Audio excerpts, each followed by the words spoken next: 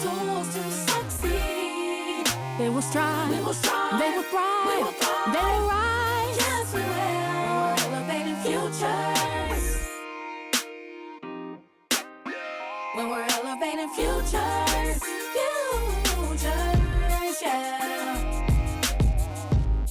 Today, I'm joined by Dr. James L. Moore III, the Assistant Director for STEM Education at the U.S. National Science Foundation, where he oversees a remarkable annual budget of over $1 billion dedicated to enhancing STEM learning across K-12 education and the workforce. A distinguished scholar and advocate for diversity, Dr. Moore is a leading voice in education, particularly focused on the experiences of African American males. Dr. Moore, welcome to the podcast. Hello, how are you doing? It's a pleasure to be here today. Yes, it's always a pleasure to catch up, and I'm really excited about digging deeper into your work at NSF. But before we go that route, I would like to back up for our listeners and allow you to share with us why you chose to work in the field of education in the first place. Wow.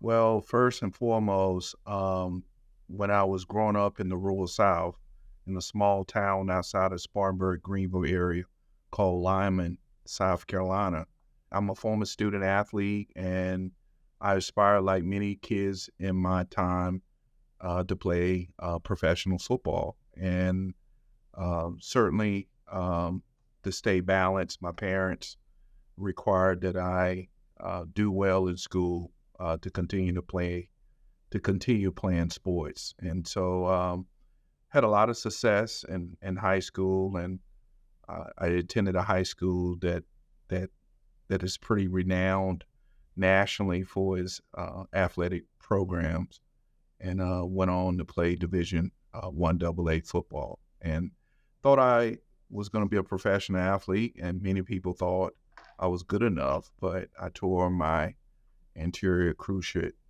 knee ligament, and I was never the same athlete. And in those days, when you tore your ACL, it was sort of like a death sentence, particularly when you played at a smaller school. But nevertheless, I got an education primarily because I saw education as being redemptive and transformative. It certainly was put into me, embedded in my thinking and in my day-to-day, that it can change the hands you shake, the people you meet, and the places you go. And where I grew up, my mom went to college, but she didn't finish. And my dad didn't go to college because he was the older son. And the older son had to stick around and make sure that the other kids can function optimal. But to make a long story short, my mom worked in social services, and and that was just a central part of our lives. She sat on a lot of boards, nonprofits. She was very active in our church and in a lot of faith ministries across the county. And I knew she was held in high esteem. I saw the work that she did that really made a difference. But I knew I didn't want to be a social worker, primarily because it seemed like a life that you could never turn off. People were always coming up to my mom and say, "Oh, can you help me with this?" Or "Can you call this person?" And certainly she didn't mind, but it wasn't the life that I wanted to live. So education was one of those areas, and that's why I went in education, because I enjoy reading, I enjoy writing, I enjoy learning. And my siblings and I like to say our parents had 6 degrees, 2 doctorates, 2 masters, 2 bachelor's degrees, and an associate degree. And so we always felt that even though they didn't finish, my mom didn't finish, we felt that between the three of us, among the three of us, we can almost solve any problem that they may have. Wow, that's amazing. And, you touched on a lot of things that we're going to revisit in this conversation. But I want to start with what you said about loving to read, loving to write, and those sort of things. You have an outstanding track record as an educator, as a researcher, as a speaker, and even as a mentor. So, what prompted you to work for the National Science Foundation at this stage of your career? Well, let me just say I was minding my own business. Um, I believe the work that I was afforded the opportunity to be engaged in at Ohio State, I would do it for free. Um, and if my wife was here, she would probably think I was doing it for free. How immersed I was in that work. I mean, I'm a counselor by training, and so I'm forever enriched by seeing people realize their dreams and aspirations. It's quite refreshing, it's redemptive, and it's inspiring for me. And that's what I wanted to do. In many ways, the acorn didn't fall far from the tree uh, when I think about my mother and her efforts. Um, at NSF, at Ohio State, it was going through a lot of change. And it, at the time they were looking for someone to fill the position I have. And I've been at NSF before. I've left the university to come and be a program officer in another directorate. And I did that for 2.5 years, which was a great experience. Um, but I didn't see myself coming back. Nevertheless, being the assistant director of the Directorate for STEM Education, I was recruited. According to uh, the chair of the recruitment team externally, I had been nominated numerous times. And so she reached out to me the first time, and I was like, I'm enjoying what I'm doing, because you got to think at Ohio State, you know, it's a beloved institution. Its reach is unparalleled. Its impact is never ending. And we were thriving. We were doing things that I would say that very few institutions in the country were engaged in, particularly uh, from the perspective of our Office of Diversity and Inclusion. We're one of the oldest, largest, and most comprehensive office of its kind, and I was afforded the opportunity to be at the helm of leading it.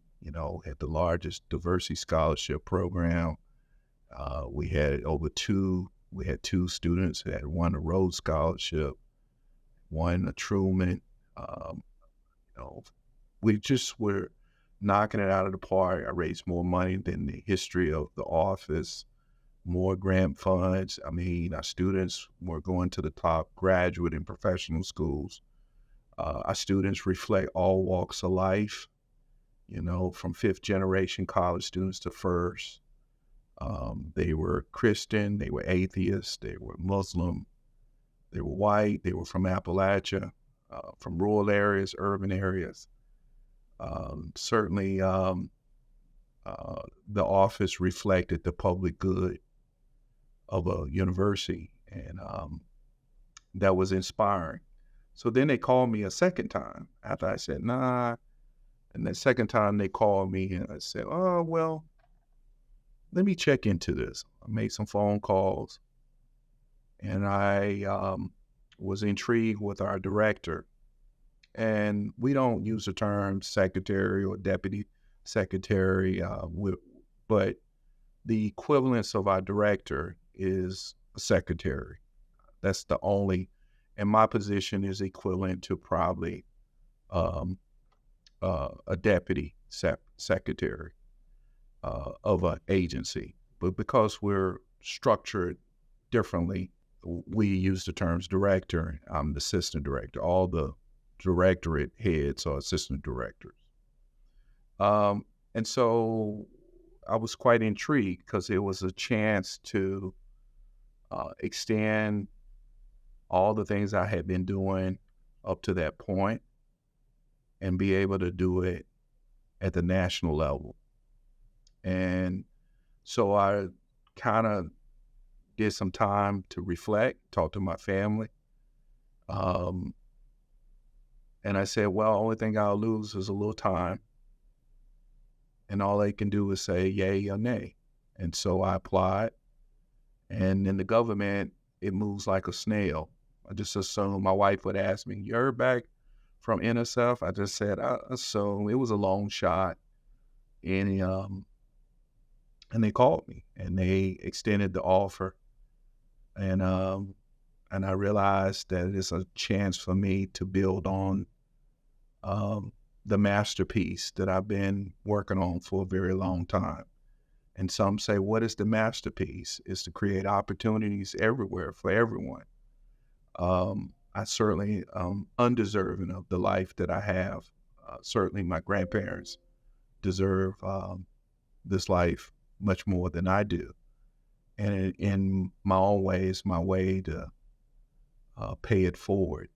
As you know, at Ohio State, we say that quite often. It's not to pay back, it's to pay it forward. Well, certainly I owe my grandparents and the communities that invested in me, where the love was sound, unconditional, never ending. And certainly they saw more in me than I saw in myself. And I wanted to replicate that. And that's what I've tried to do in every place that I've ever worked. I try to honor all those people who are not seen, their voices are not heard, primarily for a number of reasons. I won't go into detail. But I realize that I'm afforded an opportunity that I must not abuse, and I cannot be confused about the opportunity that I have to be able to advance our nation, most importantly, as well as create a groundswell where no matter what zip code you live in America, that you have access to the STEM ecosystem.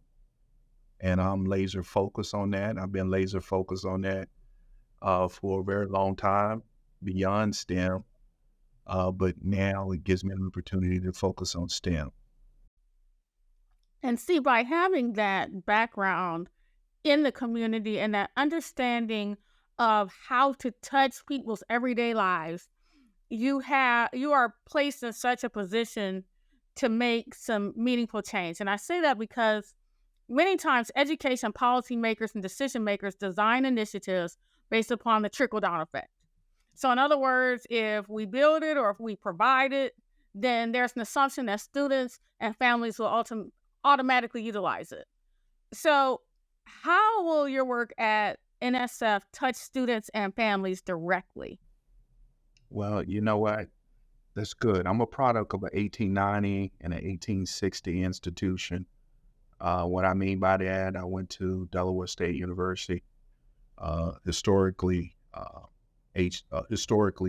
Black college and university, a land-grant institution, and I got my master's and PhD from Virginia Tech, which is also a land grant. So these institutions were created for the public good of our nation, and these are things that I have reflected on a lot, and I'm indebted to those institutions for what they represent and what they strive to achieve. And so with that being said, my mom used to tell me, you can't help the people if you don't spend time with the people. And that stuck with me. And so anybody who knows anything about me, yeah, I am in the ivory tower, but I spend lots of time with what I call living, breathing, common folk. And I want to know what they experience. I want to know how we can build an apparatus where they can live the life that they want to live, where they can engage our democracy at the very highest level. It's hard to engage it if you're not afforded a quality education, or if you don't have access to the many opportunities that are available in a wealthy nation like the United States. I recognize I didn't choose my parents. I didn't choose the homes that they gave me a great life to live in, it was just by chance. Some might say divine, some might say by luck, some say it's a coincidence, but some, they have parents that they weren't afforded the same opportunity, and their parents want the same things that my parents wanted for me, and the same things that I want for my own children. But sometimes life circumstances. We know in itself, it's quite clear to us, is that talent is everywhere, but opportunities don't prevail everywhere. And we're trying to use our lot as an agency to harness or catalyze opportunities where people can realize their dreams and aspirations and contribute to addressing grand challenges of our time, as well as helping the nation move to the new frontier of STEM innovation, inquiry, and discovery. It's a noble quest. We have a noble mission, one that I never dread being a part of, or dread walking in the halls of the National Science Foundation. It has parallels to institutions of higher learning, which I've spent most of my life in. And I meet people of all walks of life. I meet people who are the most eminent or arguably the best in the world in what they do. And I also meet people who might not even have a college education. And but all of them are part of our nation, regardless of what side of the aisle, what their theology may be, what their political bent may be. From my perspective, they're part of this nation.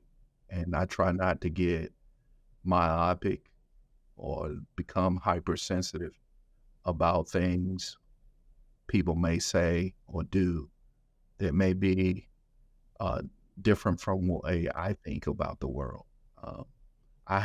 We're a bipartisan agency, and we try to maintain that. We don't want politics to get into science, because that's never good, because that can hamper our ability to be able to address grand challenges of our time. And you can't talk about STEM, innovation, discovery, without talking about education. You know, one of the grand challenges of our time, or one of the grand civil rights issues of our time, is ensuring that every young person has access to quality teachers, curricula, experiences, and opportunities.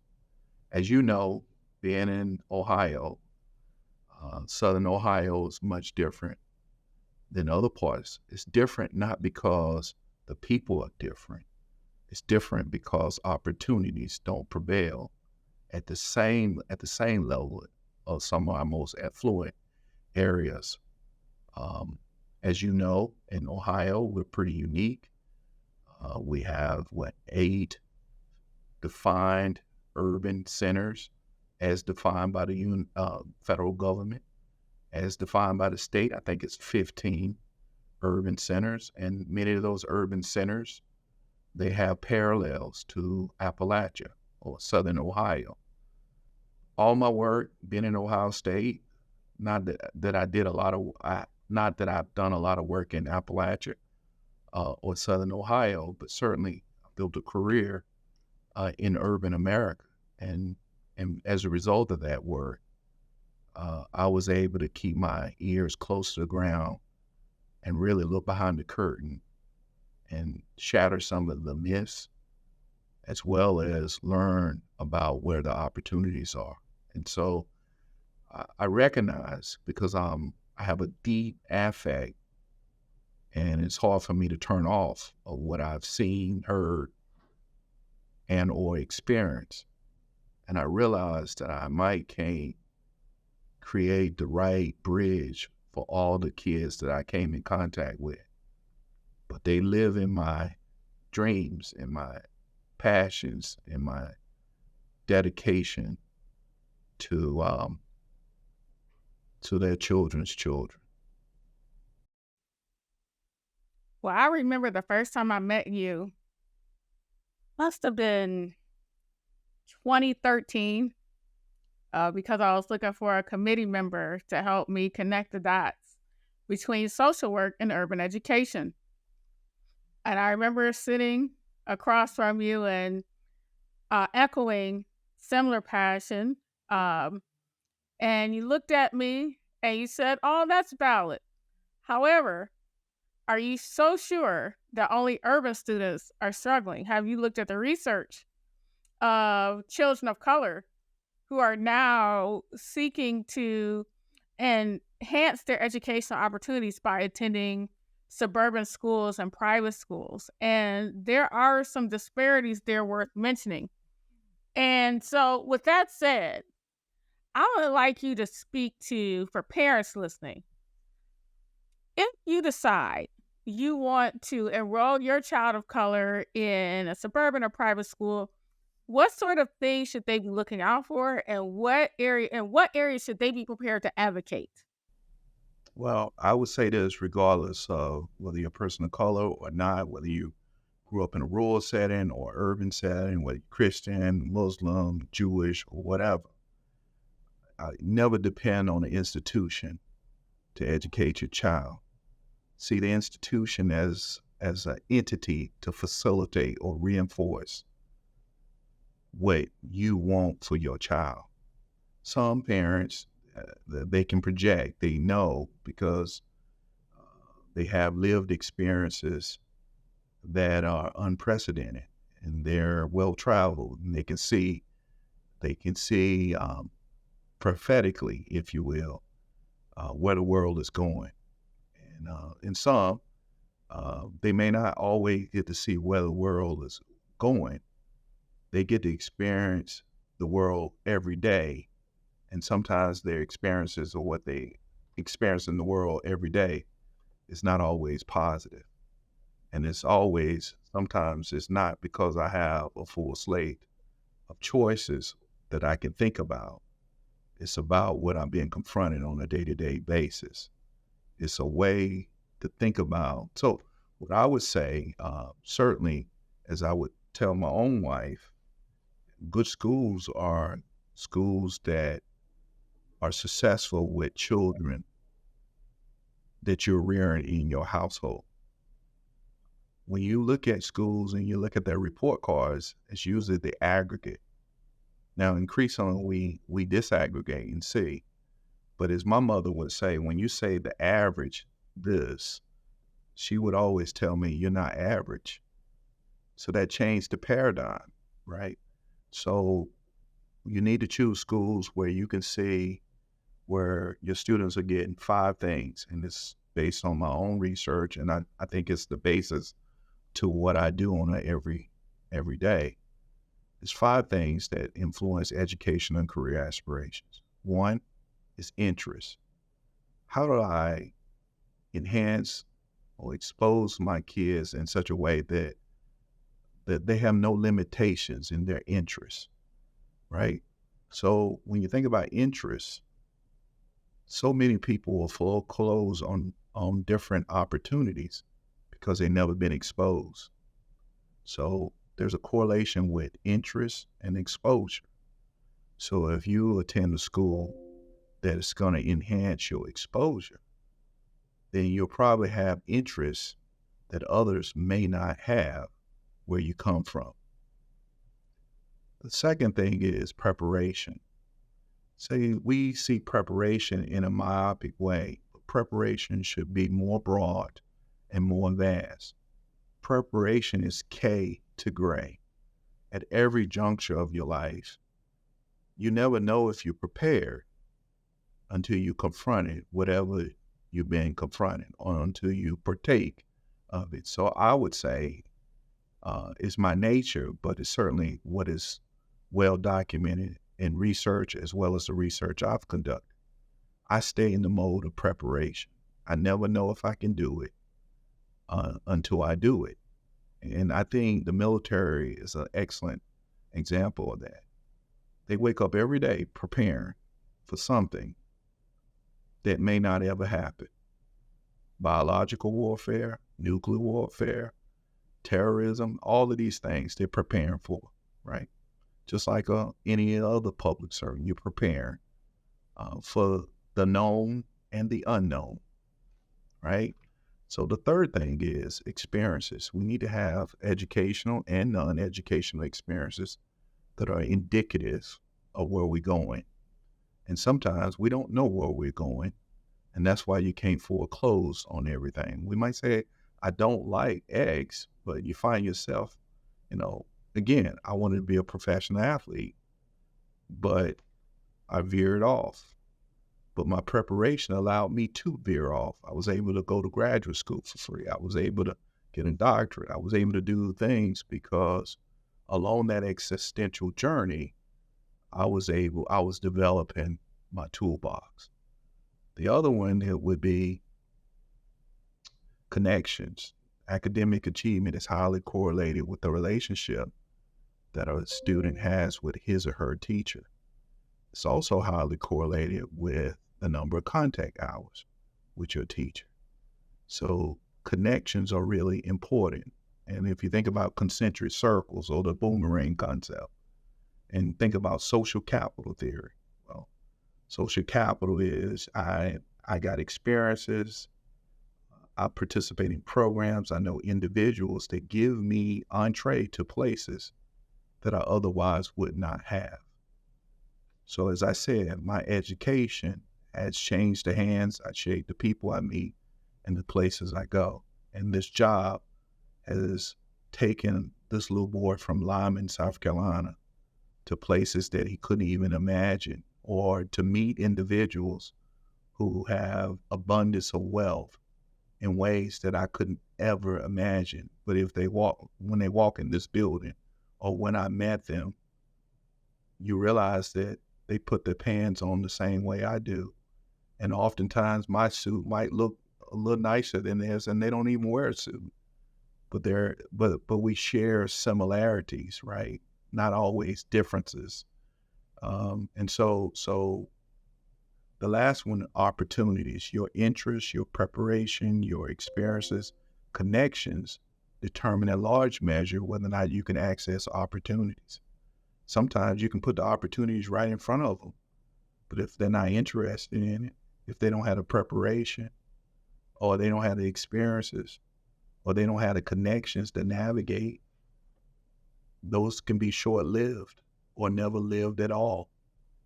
And so all of those 5 variables I've found to be crucial, and they should be embedded in educational and non-educational experiences, whether formal or informal. And these are things that parents can do. And if don't know your audience, but you may be a parent and say, hey, I want more for I think all parents, I'm gonna say all, parents want more for their children, but maybe you might say, I don't quite know how to do it. I can't get there. Well, I encourage all parents to utilize all the resources that are ready available to them, exhaust them.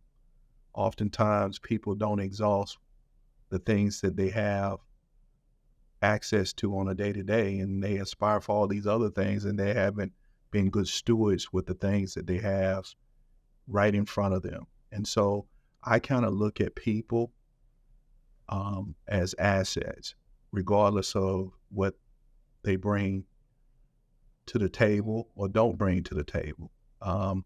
Oftentimes that's yet to be determined. And when I say yet to be determined, what I've learned in my own profession, counseling, relationships are important, but you can't develop a relationship if you don't spend time. I can guarantee you will not have a strong relationship that stand the test of time if you don't spend time. And oftentimes in this world that we live in, we say we don't have time. Well, then you're probably not going to have the kind of relationships that you profess that you want. Wow, that is very helpful. And time is a resource that we have at discretion. You don't have to have a special talent to be able to delegate time. So thank you for that. As I was listening to you, I've heard all of these elements incorporated in the work that you've done at the Todd A. Bell National Resource Center for the African American Male. I've also listened to other podcasts where you talked about the specific initiatives you put in place for parents as incoming freshmen come in to make sure that they're successful. Can you tell us about some of those initiatives so that we can help other institutions better engage, recruit, and retain individuals of color and urban students?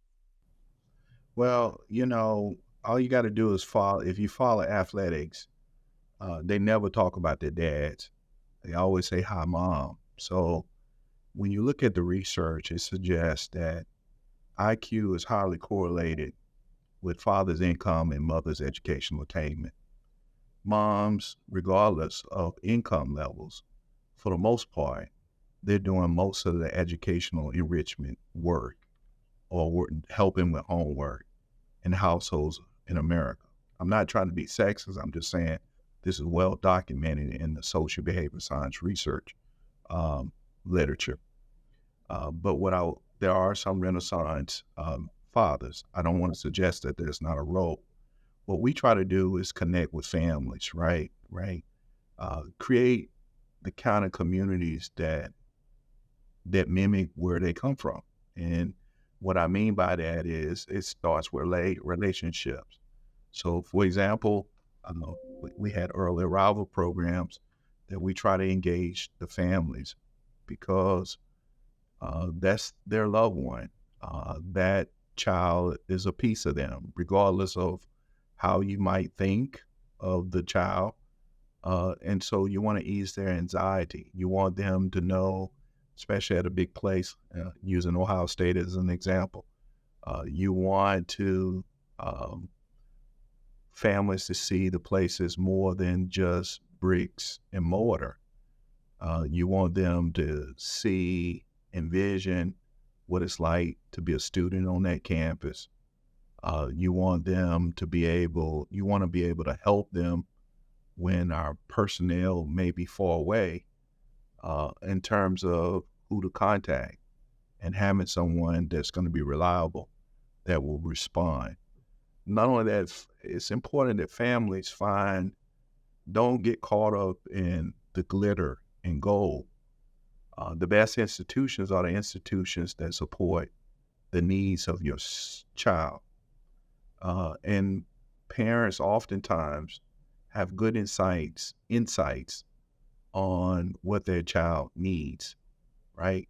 I would say every person should not go to Ohio State, even though it's a special place to me.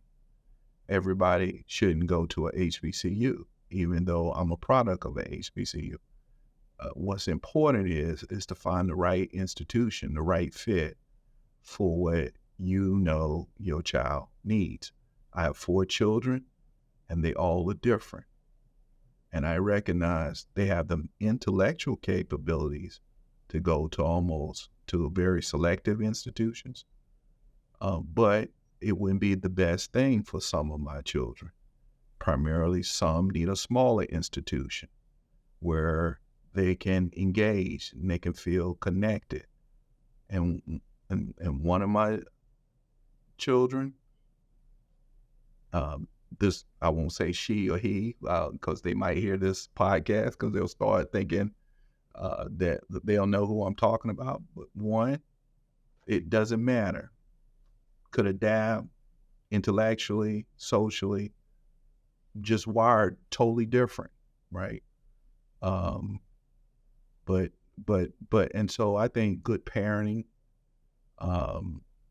good coaching, good teaching, and good mentoring is meeting the person where they are and adapting it accordingly.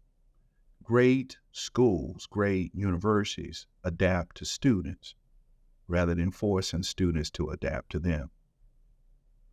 So if you want to be student-centered, I like to think I am student-centered. And not only do I try to work hard, but I try to I know it's important to spend the necessary time. And when I was the vice provost, I would say I was one of the I probably spent more time with students than any vice provost. I would argue that until someone can disprove that. And I built it in the apparatus.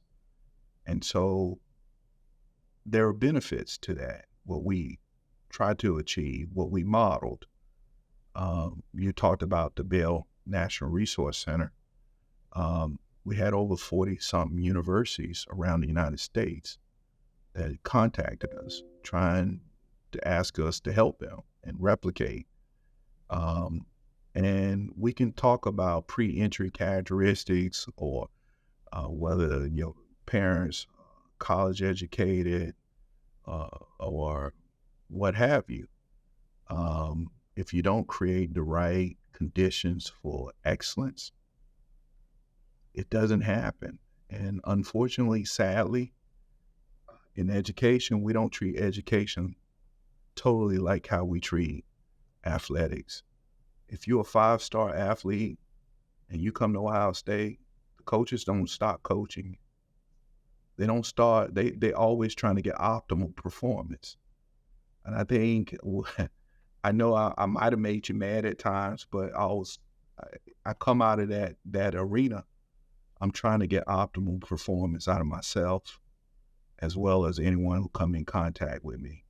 Because at the end of the day, we have to make excellence a priority. Whether we obtain it or not, that's yet to be determined. But one thing I believe, you probably won't obtain it if you don't make it a priority. And it's a priority for me. And I can attest to that. And I can also attest to never been mad. And I'll go back to what you talked about earlier in terms of experience. I do come from a well-educated family. In the generation ahead of me, my father has a PhD and a doctorate of ministry. And so education has always been a priority in our household. However, you don't know what you don't know. And so when you've been a high performer, you don't meet your match until you meet your match. And you won't know who your match is unless you have a great mentor or a great coach that starts pressing you ahead of time. So all the time, I know I always joke with you about you get me the blues. But that's what it takes. The world doesn't stop turning just because you step on the scene. And so everything that you have instilled has been preparation. I remember in my, I think it was the candidacy exam, and you said, you picked up the paper and you said, you have written what could be a $5 million grant to a federal agency. So you had the audacity to envision this. Now you got to tighten it up so that it would be funded. And so in speaking challenge, you're also speaking life. And so that's why I led with the National Foundation. You could have traveled all over this nation and spoke, drawn a check, and went on to the next town. You could have continued to mentor probably thousands, or at this point, maybe tens of thousands of mentees and set them up to do the work while you focused on things that are not necessarily so taxing in terms of time. And so we appreciate you having that understanding of, in order to talk about the fight, you still got to be in it to a certain degree. So we thank you for being willing to walk in those different spaces, still speaking, still teaching, still leading, still being around the community, and still bringing the rest of the community to the conversation. That is one of the things that I see as a challenge in the education space. We talk a lot about workforce development. We talk a lot about businesses. But what you said about making sure that the community you build reflects the community that people are exposed to, that is the key. And bring in those different programs that speak to the whole child, the whole adult, and their mental and emotional well-being, and not just, okay, I'm going to teach them a skilled trade and they're going to make a lot of money and that's going to be the end of it. So I can see all of the influences, the multi-generational influences that you have spoken to. And we are especially appreciative because you're putting it in action. I remember my dad said one time, he said, you know what, the best tribute, when I pass away, the best tribute that you can do to me is not to talk about me, but just try to live out the values I tried to teach. And you're doing that for your family. And we thank you for that as well. Well, I really appreciate it. And I appreciate you constantly carrying the banner of inclusion and putting out the clarion call that there are many more possibilities for you as a young person. I know the work that you do is important, and at times it may not feel like no one cares, but you build an equity in ways you'll never know how much equity you build until you get to a place where you can reflect. Right now, you can't reflect because you're in the fire. You're constantly trying to create a groundswell. I can tell you, even in Washington, D.C., I bump into some students. I can remember their names, some I can't. I have a student that frequently, I get up really early. I get up about 3 or 4 every morning. And sometimes I go watch the news. And one of my former mentees who went to Ohio State, she's from this area. I'll see her on CNN because she's the White House correspondent from Bloomberg. And sometimes she's on CNN. And every time I take a picture and I send it to her and said, you made me so proud. And listen, she was going to be successful without me. I don't want to suggest that I had anything to do with her success. But what we tried to do is create the conditions at the institution, everywhere I go, where people can live their best self, where they can reach their dreams and aspirations. And some of it is realizing that though I might have an A, but can I do more? You know, helping people define that methodological approach for their lives where they can reach optimalism, where they can reach optimization, where they can be their best self. And, you know, when someone is being their best self, sometimes we may fall short in the larger scheme of things, but we build our psychological and emotional fortitude, you know. So, you know, after I left athletics, one of the things I had to find for meaning and purpose, because that's really important to me, is that I had to find something that gave me fire in my belly, as well as something that I can work towards. And creating opportunities for everyone is one that I'm fixed, I'm focused, and committed to. And I read lots of journal articles, I read a lot of books. When I see someone outside of my sector in the space, if someone told me that that person is the best in the business or one of the top, I sit down and I don't have to know anything about it. I'm just studying the person because, again, I want to reach optimization. I want to be the best James, right? And to me, that's how I'm fulfilled. The best James could fall short of trying to compete with person X because that might limit being the best James. All I'm trying to do is be better than that person.